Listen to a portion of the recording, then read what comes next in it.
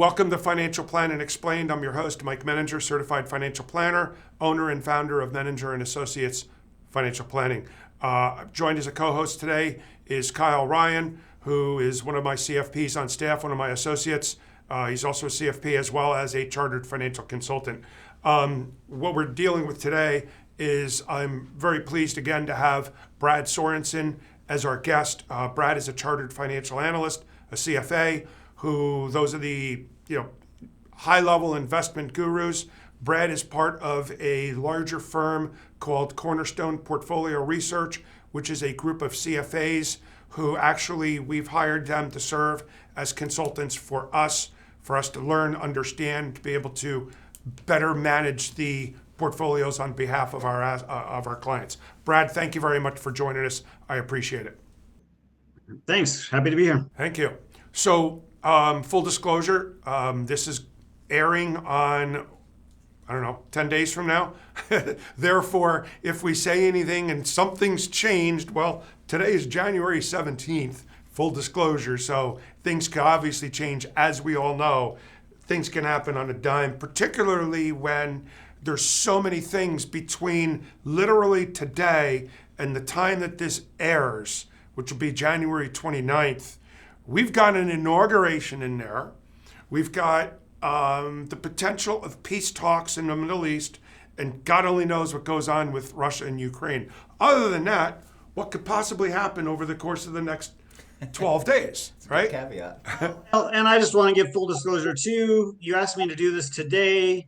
My crystal ball is actually in the shop today, so I have to give that caveat. Magic 8 ball today, don't worry. Yeah, we got the magic 8 ball, but you know what? We also got a crystal ball a couple years ago. The darn thing never came with instructions. Exactly.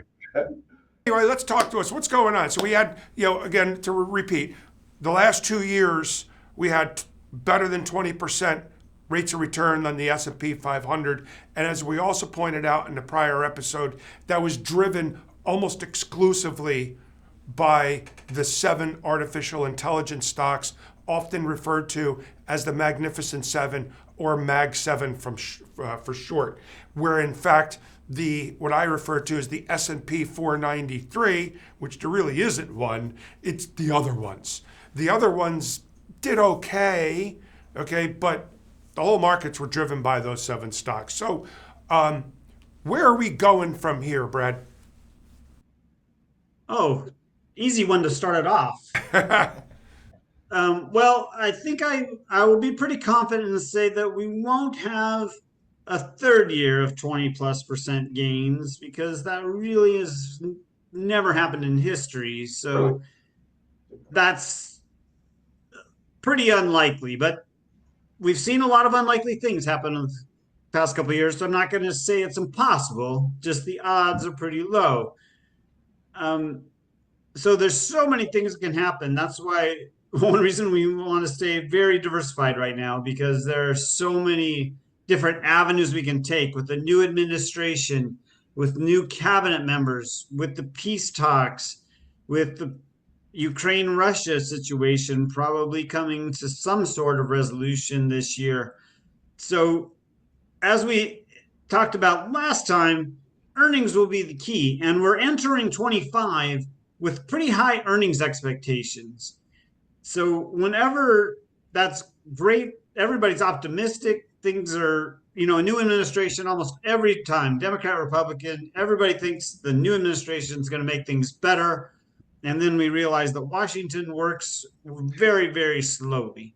So a lot of that kind of gets tampered down. So there's a lot of optimism going in, and inevitably there will be some disappointments going forward that will probably result in at least occasional pullbacks in the market, which is what we would view as positive, because there's still some froth in there, like we talked about last time. Valuations are elevated, and if we can get some modest pullbacks based on it doesn't even need to be bad news. It's just not quite as good as everybody's expecting. That would be very healthy for the market, and that's what we think will occur. The fact that investors are expecting everything to go right, that rarely happens. Well, to where we left off a little bit in the prior episode was how the markets react to the interest rate environment, which is also driven to a great extent by inflation. So when inflation's hot, the Fed is either going to raise rates or slow down its rate cutting campaign. And I believe it dropped rates 1.25% in 2024. Okay, so you can share the data better, but the expectations were that their Fed was going to continue to cut rates, but now all of a sudden, since inflation's rearing its head again, or at least apparently rearing its head, or not coming down the way they had hoped, I think the Fed now, correct me if I'm wrong, or at least the bond market's projecting only one rate cut in 2025. Exactly. We've gone from, middle of last year, if you looked at it and projected it forward, the market was expecting 3 to 4, and now we're down to 1 in the second half of 25. And that's because we've had warmer inflation data. This is one thing. If investors want to play Fed bingo, they can listen to Fed speakers, and they don't just go speak off the cuff. They have a reason for what they're saying. And what they've been saying is, look, the economy's strong, which is good. We're kind of surprised by that. Labor is strong, good, also kind of surprised by that. Inflation, warmer than we would like. They still have their 2% target. And we're like core CPI was 3.2 at the latest reading. So we're still above that. So they're in no hurry to cut further. Now, on the other side, nobody's mentioned a need to hike again. So the market's not too worried about that. But we are reducing the number of rate cuts, which that means interest rates will be higher for longer, which gives longer time for things to go wrong. Just wonderful. Thank you for the encouragement. Sure. So let's talk now about the broadening out of the market. And I guess what you mean by that is that where there's been a heavy emphasis on the Magnificent Seven growing substantially greater than the rest of the market, you're referencing broadening out. Could you please elaborate on that? Sure. So if you look at, I think we even have a chart that shows it, of forward earnings expectations for the 3 different kind of broad categories of stocks: small, mid, and large. And that's just based on their size. Well, large caps have dominated, and there's a lot of justification for that. As we've talked about in the last episode, the Mag 7 especially, they have been earning a lot of money, and their earnings expectations are not going down a whole lot. They're still expected to earn well. But what we are seeing is that the mid and small cap earnings expectations are going higher. So that reduces their PEs, makes them more valuable, and I think will start to attract investors. The funny thing about the investing community, they're always looking for the next big thing. Well, AI is that story is known. Everybody knows that AI, transformative. We're not exactly sure how, but we know it's going to do something.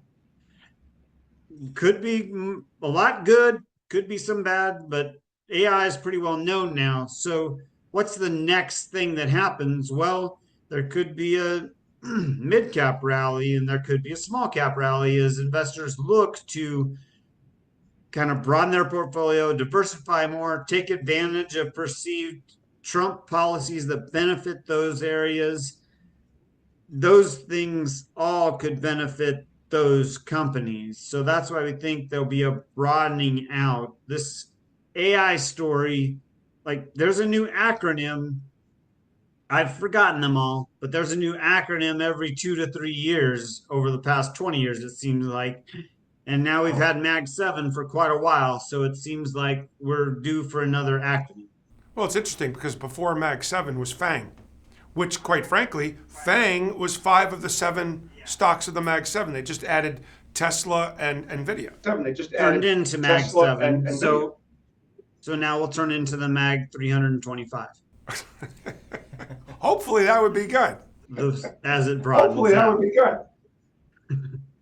Well, no, and you Well, can make sure that's happening, like we talked about last time, that the beneficiaries of AI are going to be some of these smaller and mid companies. There's going to be a smaller company out there, an Amazon back in 2000 that goes, we can use AI to greatly improve our efficiency, reach a ton more customers, and really expand their revenues. And investors are going to grab onto that and look for the next one of those. So there's going to be searching around for who can benefit from this AI, not just who's producing the guts of AI. Sure, and I'm sure there's a lot of diamonds in the rough there. One of the things, too, that has been happening recently, and I've even just heard it on the news, that they're talking about the growth, the significant growth in energy demand. And combine that with the desire for clean energy, that's now really beginning to create a push for nuclear power and potentially natural gas, although fossil fuels have a negative connotation with a lot of the folks who are focusing on clean energy, even though I thought natural gas was very clean in itself.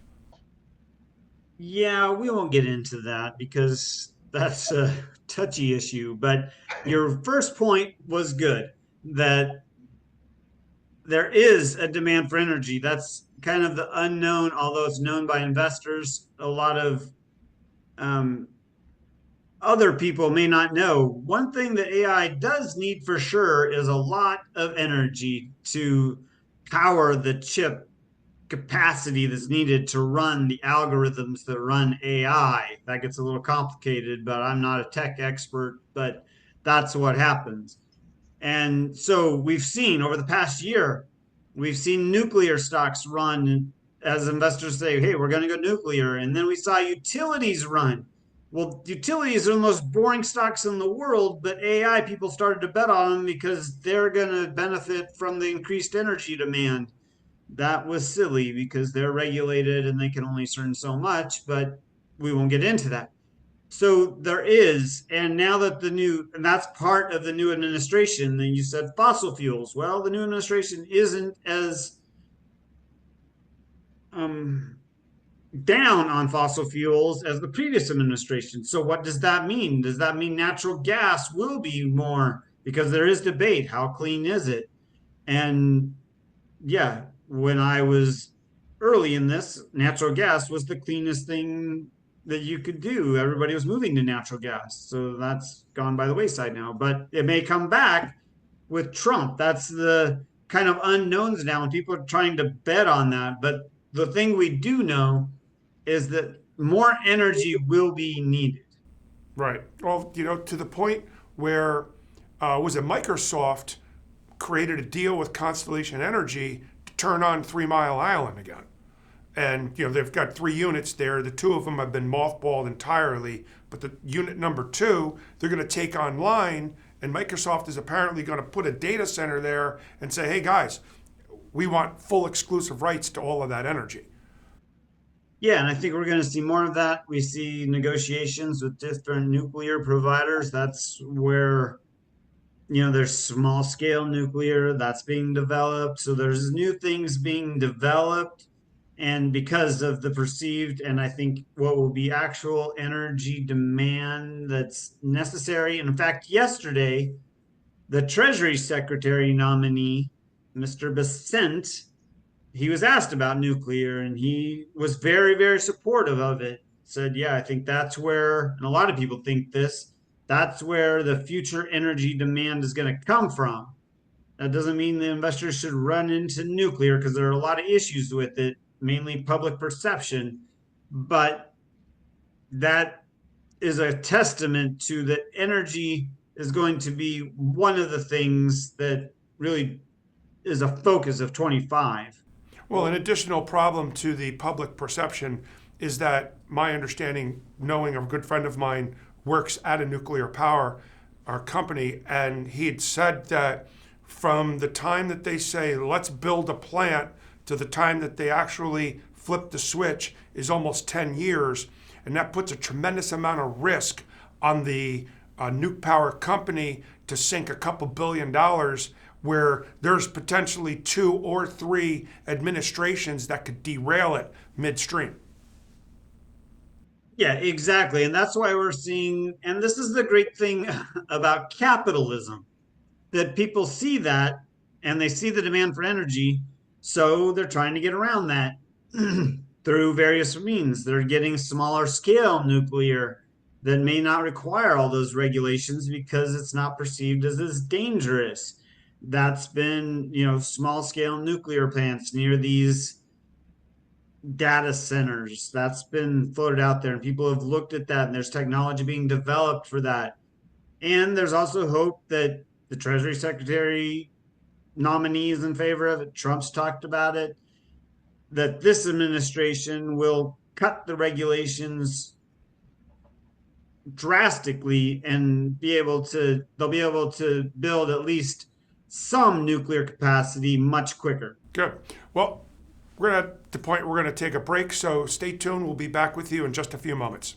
Do you keep up regularly with your investments? Where exactly are your hard-earned dollars going? Are you financially prepared for an emergency? I'm Mike Menninger, founder of Menninger Associates Financial Planning. We believe that education and knowledge are powerful, and we want our clients to understand why we are making the recommendations that we make. It's your money, and you deserve to know where it's going, because it's not how much you make, it's how much you keep. So call us today to discuss your financial concerns.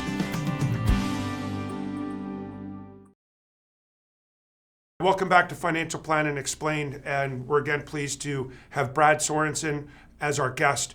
And where we left off in the first segment is the demand for energy, but now we want to talk about pretty much what's going on and the few basic things on a move forward basis. Everything comes down to earnings as far as the value of stocks, but then what goes into earnings. We talked about the impact of interest rates, but then some of the other things that, 2025, I don't want to say so much as uncharted territory, but a lot is going to be focused on the policies of the new administration, which either are going to, you hear all kinds of things on both sides. Brad, share with us. Yeah, that's no problem. Let me just go into that. No, so you just opened up a can of worms. So there is a lot of debate about the policies. So I'm not going to get into each and every one, but that's just to say there's a lot of uncertainty about what can happen. But we are seeing an interesting development, which I think is positive.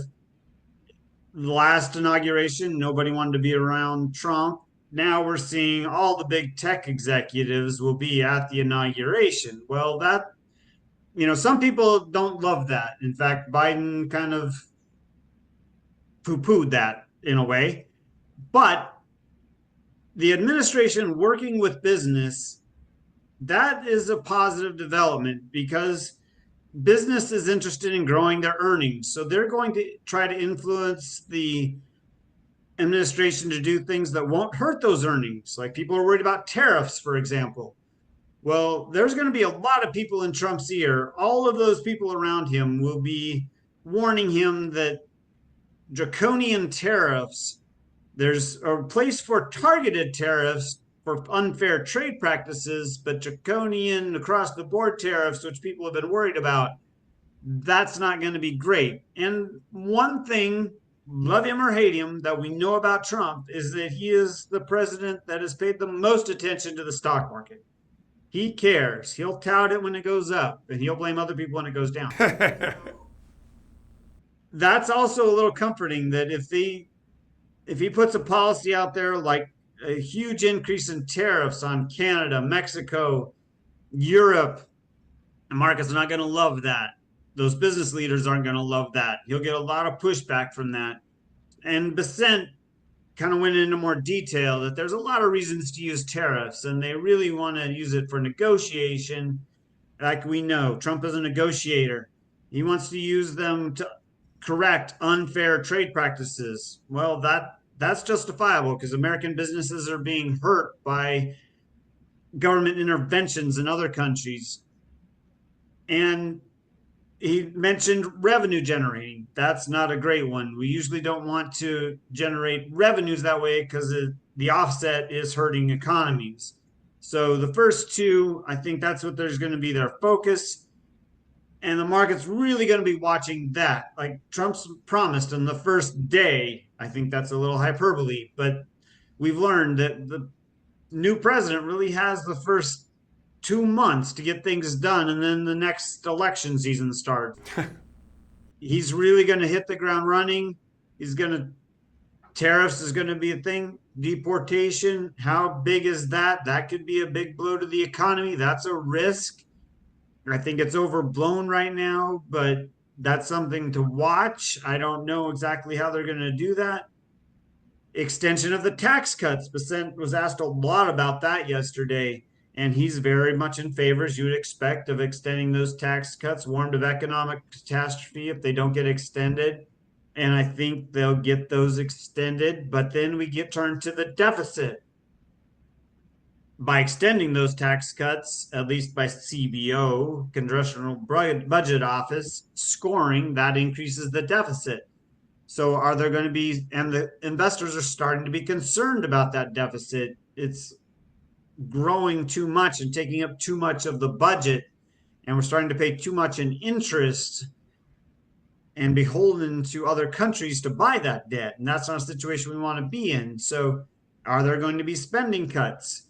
That's the optimism that, hey, Trump's going to be able to get all this done, but that's a complicated. You're going to be able to extend tax cuts, maybe cut taxes on corporations more, but then you're going to bring down the deficit. And getting 435 congressional people together to do that, that's a tough game to play. So that's what the market is kind of waiting for right now. And the reason is because it all feeds into earnings. That if these tariffs go, it'll benefit small companies because they're domestically oriented. That's why small companies rallied after Trump's election. Large companies get hurt by tariffs usually more because if there's retaliatory tariffs, they get hurt more because they have more international operations. If there's deportation, it's going to hurt housing probably and construction because a lot of those jobs are done by immigrants, legal and illegal. So that feeds into those earnings. So you can see that these policies, that's why investors pay attention to them. It's not because they're mostly Republican, Democrat, they care about that, but it's how they affect the companies they follow. And that's why all these tech executives didn't suddenly become Republican or Trump fans necessarily.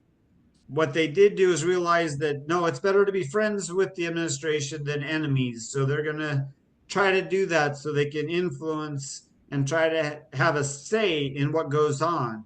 So that all plays in, and some people poo-poo that, but that's the American system. The people get to influence the way the administration goes. So we'll see. Starting Monday, Inauguration Day, he says he's going to sign a lot of executive orders after inauguration. So we'll see what happens. It sounds like 2025 is going to be a boring year, like you said 2024 yeah, right. was. Exactly. Well, one of the comments I'd like to say about the tariffs is, the two things that I want to look at as favorable, if that's the right word, is that Trump is using the tariff as a stick to be able to try to negotiate. But one of the things that he's also doing, which makes me think about Toyota for a moment, is that I'm going to tag you with a tariff if you're shipping it in, but you want to manufacture it in the United States, there's no tariff. And if I believe that a lot of the Toyota is owned by a Toyota out of Japan, but a lot of the assembly and the manufacturing is actually done in the US, which means if he's able to accomplish that, then he's able to get a lot of the manufacturing into the United States, which is helping jobs and helping taxes here. But could increase costs because of the higher labor. So it could go both ways, and that's... Yeah. Well, and that's what one of our favorite phrases in our meetings, and I think Kyle is the one who says this all the time. All else being equal. Well, if nothing else changes, well, that never happens. There's always other consequences, like was just that conversation was it. Yeah, benefits manufacturing, but does that increase costs for consumers in the U.S. because labor is more expensive here than if you make it in Mexico? If we tariff Mexico, does it make goods more expensive here? Do they tariff us? So there's and there's even a theory out there that tariffs actually will reduce inflation. The majority opinion it will increase inflation because we're going to increase costs, but some people think it'll reduce inflation because, as you said, it's a negotiating ploy. So people will charge Americans less for their tariffs. So it'll actually bring down costs. So there's a lot of debate right now about all these policies and how they're implemented.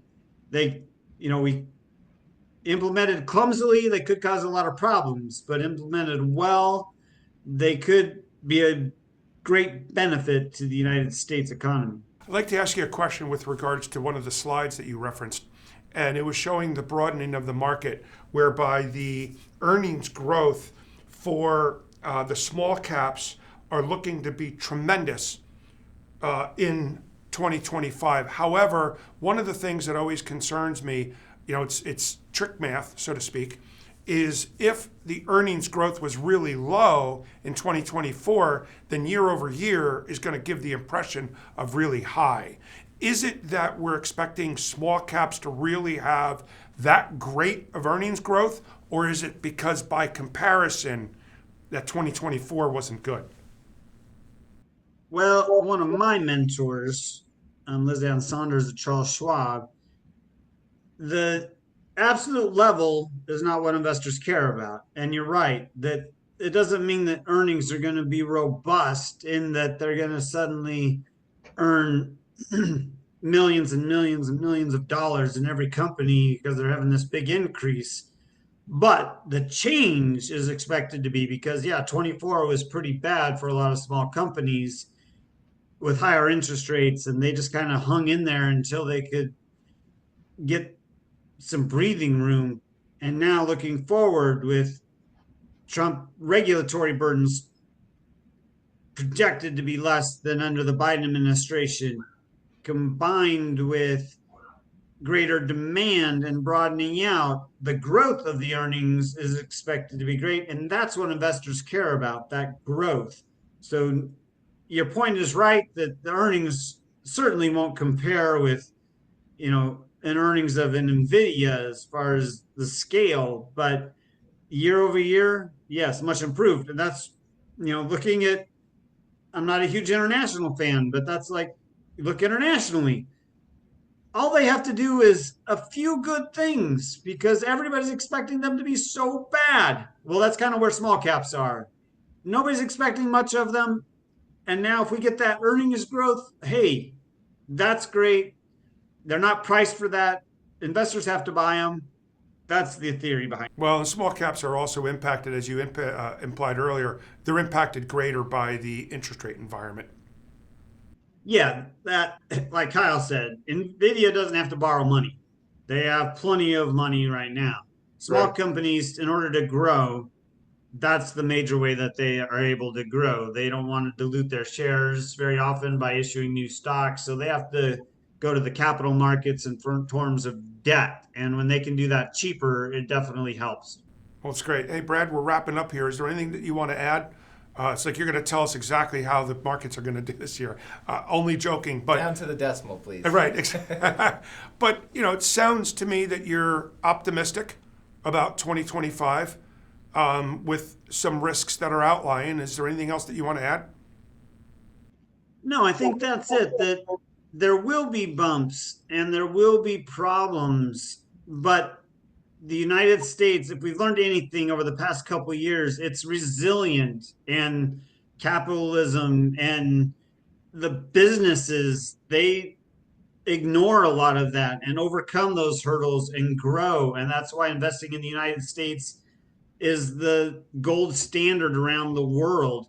So there will be times when investors feel like, oh man, this is not good. This decision by the administration or the Fed, or the market's down 5%. Should I get out? No, remember, the market overcomes that. It's up and to the right most of the time because American businesses have the incentive to grow and overcome those hurdles. A little patriotism to end it off. There you go. I love it. Brad's drinking the USA Kool-Aid. I love it. Brad, thank you very much. All right, so I'm going to get you on camera, and can I get you in here on a quarterly basis? Absolutely. I'll be here anytime you want. This is good stuff. It's just a question of, how do we time it? Do we time it to be at the beginning of the quarter before earnings season or what? We'll see. But once again, thank you very much, Brad. As always, you've been very informative and intuitive and you present it very well. So thank you very much for joining us. And happy to be here. Thank you. Same goes with all of the viewers and the listeners. Thank you very much for joining our podcast or our YouTube channel. And for those of you who could see the charts, that's wonderful. So that's why we try to explain it, because for those that are just listening only, you can only hear it. So anyway, once again, thank you too also, Kyle, for coming. Thanks for having me. And so we hope you have a wonderful day and good rest of your week, and we'll see you next week.